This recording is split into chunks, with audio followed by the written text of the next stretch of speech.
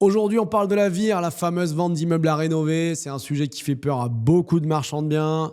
Ils ne savent pas les modéliser, ils ne savent pas quand partir sur cette typologie d'opération. C'est ce que je vais aborder dans cette vidéo. On va parler de la visite, la modélisation de ces opérations. Oui, c'est complexe. Non, c'est pas compliqué. Il faut simplement maîtriser certains éléments clés. Et c'est ce que je vais vous apprendre dans cette vidéo. Allez, on y va tout de suite.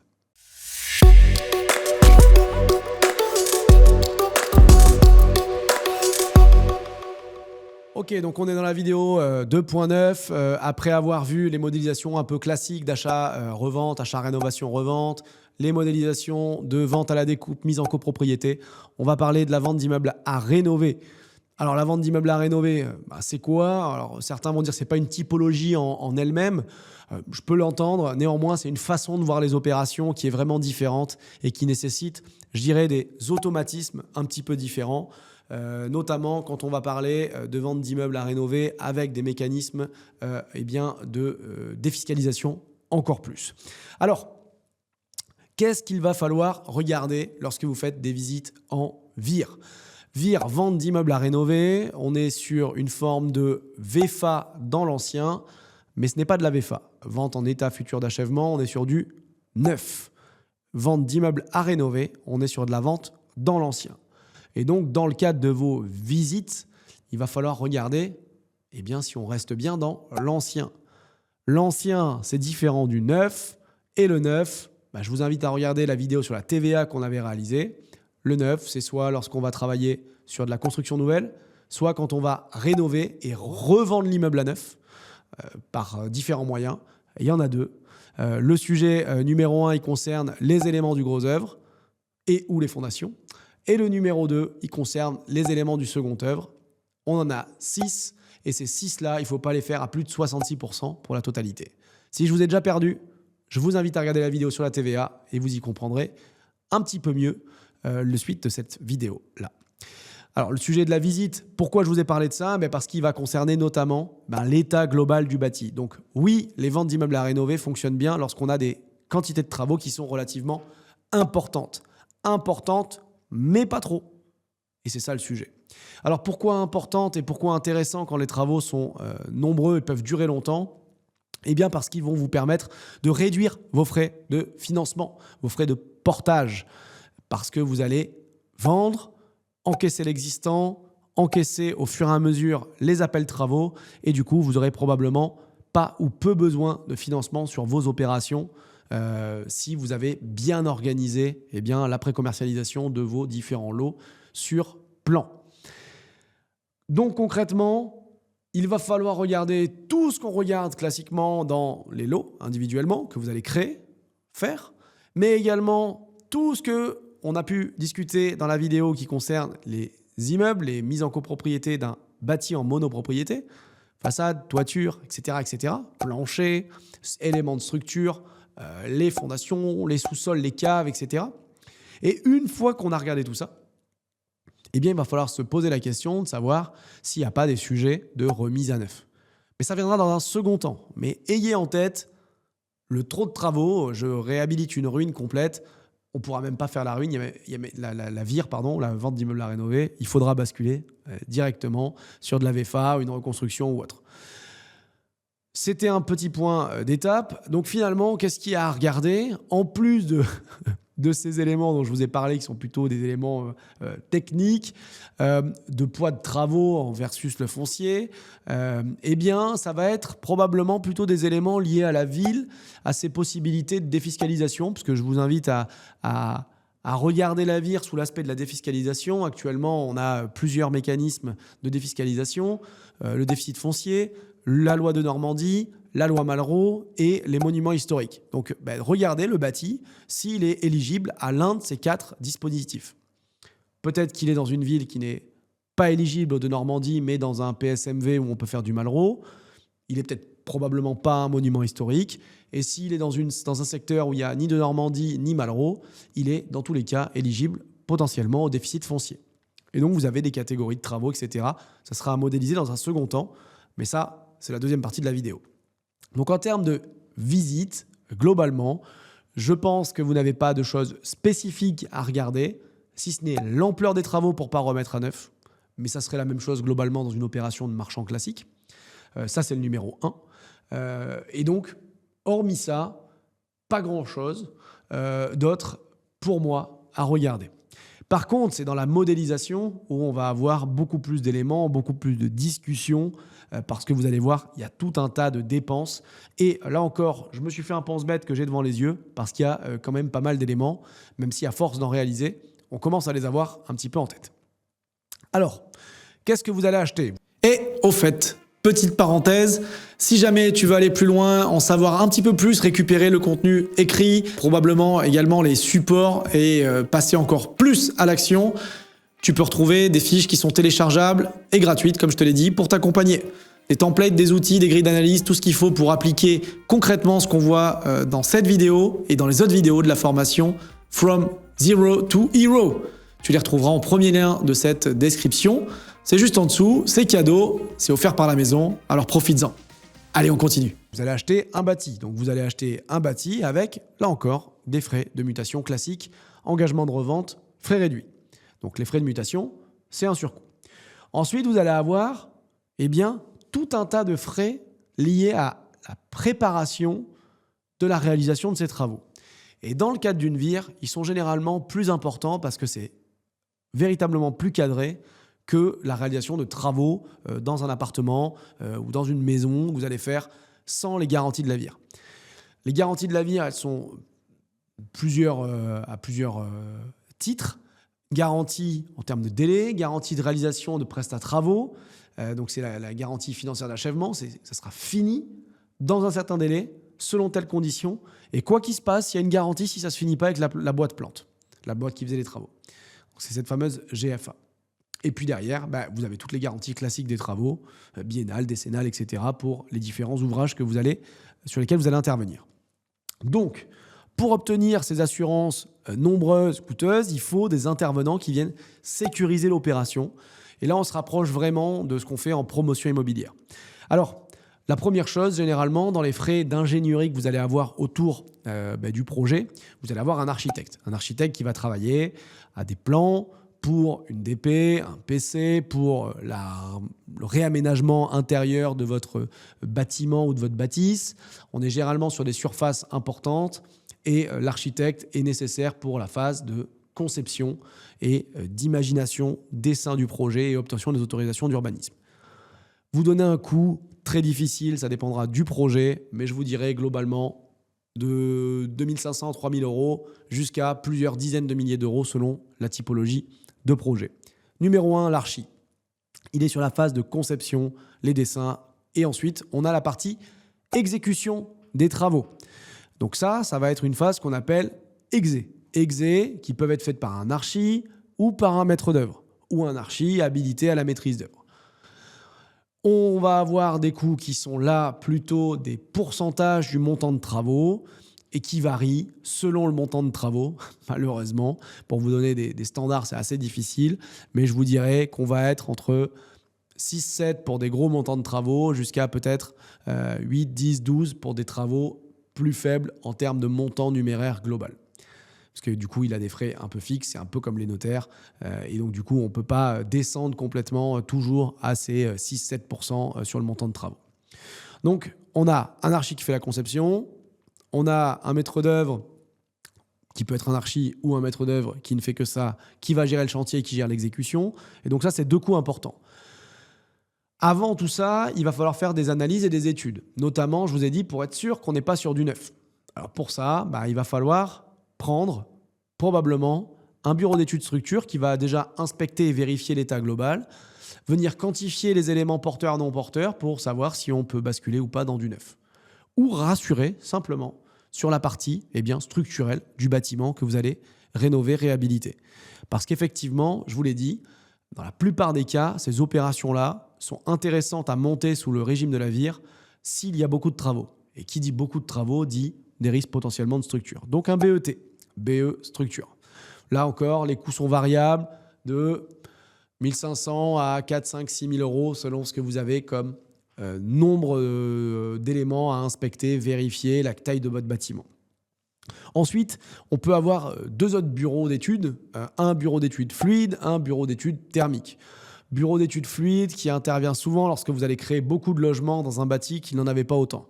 Quelles sont les capacités à prévoir en termes de puissance, d'arrivée d'eau, d'arrivée élec, un bureau d'études qui peut regarder aussi, un bureau d'études élec qui pourrait regarder et gérer l'implémentation des réseaux électriques dans le bâtiment. L'arrivée, typiquement, là, on est en train de réhabiliter un ancien hôtel en 28 appartements. Là, on a des bureaux d'études fluides, des bureaux d'études élec, et on va avoir aussi un bureau d'études thermique qui intervient. Et donc là, c'est dans le cadre notamment de certaines lois de défiscalisation où on a une amélioration nécessaire de l'étiquette énergétique qui doit être faite. Et donc, on est passé par un bureau d'études thermique. On aurait pu passer par des diagnostiqueurs ou par les personnes qui font des audits énergétiques, mais on a choisi un bureau d'études thermiques.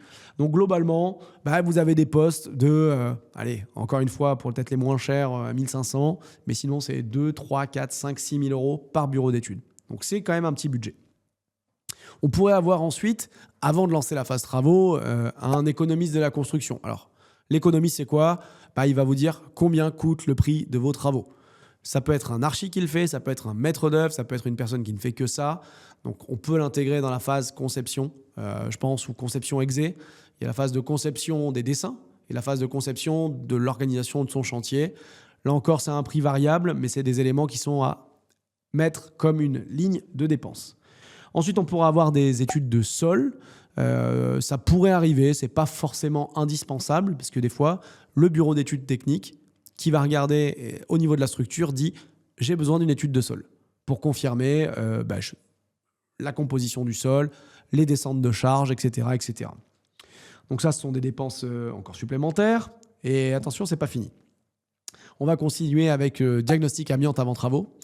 Alors, c'est quelque chose qui n'est pas souvent fait dans des opérations de réhabilitation ou de rénovation sur un lot au diffus, mais néanmoins qui devrait normalement être fait si vous étiez, je ne vais pas dire correctement organisé, ça serait un petit peu exagéré, mais qui sont des choses réglementaires à réaliser pour la sécurité notamment des intervenants et des artisans sur site. Donc le diagnostic amiante avant travaux, un coût là encore, 1 000 à 2 000 euros pour des bâtiments assez classiques et parfois un petit peu plus s'il y a des plans à prévoir, etc. Ensuite, on a deux autres intervenants, le bureau de contrôle et le CSPS. Alors, le bureau de contrôle, il vient valider la conformité de la réalisation des travaux, il vient faire des préconisations sur les travaux à réaliser à partir de tous les éléments donnés par, la partie ingénierie travaux. Et puis, donc, en amont et in fine du chantier, de venir attester de la conformité. Donc ça va être un coût qui est variable. Généralement, nous, on l'avait un peu minoré. Et en fait, on était parti plutôt sur des 4 000 à 6 000 euros. Et là, actuellement, on a plutôt des coûts qui sont variables entre 10 et 12 000 euros. 8 et 12 000 euros, pardon, sur ces bureaux de contrôle pour des chantiers qui sont, en termes de coûts travaux, entre 500 et 1,5 million. Donc, ce n'est pas forcément très dépendant de la quantité de travaux, parce qu'il y a des forfaits fixes. Ça augmente un peu en fonction de l'ampleur du chantier, mais vous avez des coûts quand même qui sont à prendre en compte de cet ordre-là. Et le CSPS, lui, il intervient à partir du moment où on a plusieurs intervenants sur site, et il est là pour s'assurer de la sécurité et de la santé des personnes qui interviennent sur site. La gestion d'une base vie, la gestion de la coordination entre les intervenants, sur les sujets de planning, sur les sujets de circulation sur site, etc., etc. Et il va intervenir au début de chantier pour vérifier que tout est conforme et au long du chantier avec des visites sur site pour vérifier que les éléments sont bien appliqués. Affichage, mise en place des EPI, etc., etc. Donc là aussi, le budget est un peu moins cher qu'un bureau de contrôle, mais vous avez entre 2 et 6 000 de frais de CSPS. Et ça peut être bien plus haut selon la quantité de travaux, la durée du chantier et le projet dans son ensemble. Donc là, on arrive quand même à une liste de frais qui n'est pas neutre. Bien évidemment, on a, pour que l'archi puisse travailler correctement, je ne l'avais pas mentionné, mais là encore, un géomètre qui va faire des relevés de l'existant, des préparatifs de futurs EDD, géomètres, etc. que vous allez avoir. Vous pourriez aussi avoir ce qu'on appelle un AMO, un assistant à maîtrise d'ouvrage. Donc l'AMO, il est là pour quoi ? Pour aider le maître d'ouvrage, donc vous, en tant que marchand de biens, à réaliser le projet. Il est votre accompagnant sur des domaines ou des sujets particuliers, ou alors sur la totalité du projet, si vous lui déléguez la gestion de ce projet. Vous allez avoir ensuite des frais en lien avec le montage VIR. Alors, vous avez des frais chez le notaire. Alors, on n'a pas parlé des frais de RCP, mais il y en aura. Mais il y a des frais d'enregistrement de copro, de création du dossier de VIR avec toutes les pièces annexes à réaliser. Il faut un DTG également sur l'immeuble. Le RCP, bien évidemment.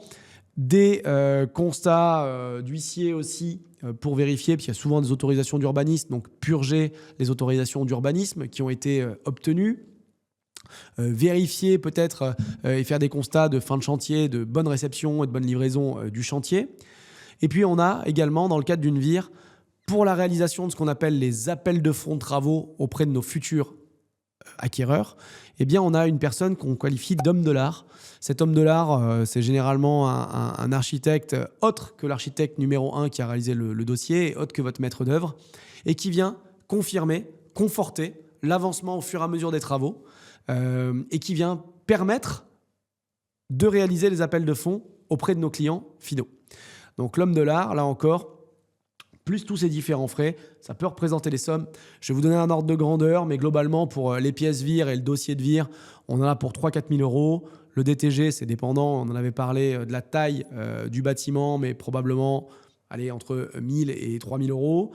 Le RCP, variable en fonction du nombre de lots, 1 000 – 3 000 euros. L'huissier, c'est en fonction du nombre de passages. Donc, on est généralement sur moins de 1 000 euros pour les 3 passages. C'est plutôt entre 500 et 1 000 euros. Et l'homme de l'art, là, ça va dépendre du nombre d'appels de fonds. Si vous avez beaucoup d'échéances en termes de travaux, si vous en avez peu. Et puis, sur quelle durée vont s'étendre les travaux. Mais je vous dirais qu'il faut compter environ 1 000 euros par mois de travaux pour un forfait homme de l'art. Ça, vous aurez un ordre d'idée de ce que ça peut vous coûter. C'est pas fini. Encore 3 éléments pour moi qui sont importants, et notamment dans le cadre de VIR avec des fiscs, on va avoir 2 frais et deux dépenses fortes qui sont ce qu'on appelle un AMO juridique qui va venir sécuriser d'un point de vue fiscal vos acquéreurs et votre opération pour qu'elle soit éligible au dispositif. Donc ça va coûter soit un prix en euros par mètre carré de surface réalisée, soit des forfaits par lot. Alors on a différents forfaits, différents cabinets d'avocats, mais il y a des cabinets qui sont très connus et reconnus sur cette activité de restauration et de défiscalisation immobilière. Et vous entendrez parler d'eux régulièrement. Je ne suis pas là pour leur faire de la pub, mais il y en a un qui est du côté de Bordeaux, il y en a qui sont du côté de Lyon. Ce sont les 2 plus gros cabinets qui travaillent là-dessus. Donc ça, c'est un AMO juridique. Et pour vendre ces typologies de projets-là, généralement, les frais de commercialisation sont importants parce qu'on va passer par des réseaux de distributeurs. Et donc là, vous avez des coûts dans votre bilan à intégrer qui vont être si je suis large, de 6 à 12% du montant de CA TTC. Donc c'est hyper important parce que vous verrez que ces montants-là sont importants en numéraire. Vraiment, vous allez avoir des sommes fortes. C'est normal. Ils vous permettent de vendre par des réseaux que vous n'avez pas. Ils activent des réseaux que vous n'avez pas, mais ils sont très bien rémunérés. Ça peut coûter jusqu'à 12%, je vous l'ai dit, de votre CA TTC. Mais ça vous permet d'obtenir des réservations plutôt rapidement, plutôt régulières, avec des systèmes bien en place qu'ils activent régulièrement. Donc, c'est un gros poste dans votre budget que vous allez avoir, cette commercialisation. Et si vous faites de la VIR par vous-même, peut-être sur un projet de réhabilitation non éligible à des mécanismes de défiscalisation, eh bien à ce moment-là, vous allez avoir néanmoins des frais de plaquettes, des frais de prendre une cabane de commercialisation, un commercialisateur, des publications dans des journaux, de la communication, de la publicité sur des panneaux d'affichage, sur peut-être sur la radio, sur les sites web, etc., pour commercialiser votre dossier. Donc il y a un vrai budget en commercialisation qui est à prendre en compte. Et quand je dis commercialisation, je dis les personnes qui commercialisent, le comment vous allez commercialiser et les supports sur lesquels vous allez commercialiser. Donc il y a du marketing, de la communication pure, la pub et les personnes qui vont commercialiser. Donc ça, c'est un gros budget. Et puis ensuite, on arrive sur, pour moi, les 2 dernières dépenses. Les frais d'assurance, assez similaires aux autres projets, Assurance classique de propriétaire non occupant, j'ai oublié le nom, pardon, RCP, responsabilité civile professionnelle de la boîte, des dommages ouvrages TRC, CNR qui sont en lien avec les gros travaux que vous allez réaliser. Dans la plupart du temps, vous en aurez une. Et puis, une dernière assurance que vous avez qui est la garantie financière d'achèvement, qui est une forme d'assurance ou de super assurance qui vient couvrir vos acheteurs de votre défaut ou du votre défaut vis-à-vis de vos entreprises qui n'arriveraient pas à livrer correctement le bien. Donc souvent, c'est des assureurs seuls ou des assureurs banques qui vont vous les délivrer. Une GFA va coûter entre 1 et 1,5% de votre CA.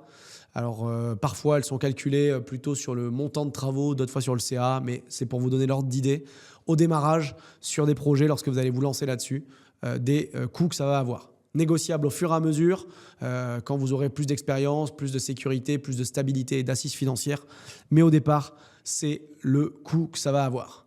On a quasiment fait le tour, il en reste un dernier, ce sont les frais financiers. J'en parle à chaque fois, mais ils sont en plus de tout ça. Donc vous voyez, dans les opérations de vente d'immeubles à rénover, elles vous permettent d'économiser de nombreux coûts. Et dans la plupart des opérations qu'on modélise, le fait de diminuer les frais de financement, de diminuer le risque de commercialisation, il est largement compensé par le montage en vire, malgré tous les frais dont j'ai énoncé la liste. Qu'il s'agisse de l'ingénierie travaux bien plus complexe, bien plus cadré, qu'il s'agisse des éléments d'honoraires et de juridiques plus complexes en lien avec le montage en vire, ou des frais de commercialisation en amont pour la réalisation de la vente sur plan. Si ça vous semble compliqué, c'est qu'il va falloir bosser et pencher là-dessus, vous pencher là-dessus. Ça veut dire que pas mal de projets vont ou risquent de vous passer sous le nez parce que vous n'êtes pas capable de les modéliser. On a mis en place des outils assez simples, nous, pour les membres du cercle, pour pouvoir modéliser rapidement ces opérations. Et j'espère que vous arriverez à vous approprier cette vidéo et peut-être à commencer à comprendre ces mécanismes pour vos prochaines modélisations. Si vous avez des questions, n'hésitez pas en commentaire. Je me ferai un plaisir d'y répondre avec toute l'équipe. Et puis, on vous présentera encore des opérations qui sont réalisées sous ce régime-là. Parce que je pense que c'est intéressant que vous voyez ce qu'on a pu faire, ce qu'on a pu réaliser. On a pas mal d'opérations sous ce régime actuellement dans le cercle. C'est une spécificité qu'on a de pouvoir monter des opérations comme cela avec une formation dédiée et des explications dédiées. Et j'espère que ça vous intéressera. Salut à toutes et à tous. Ciao.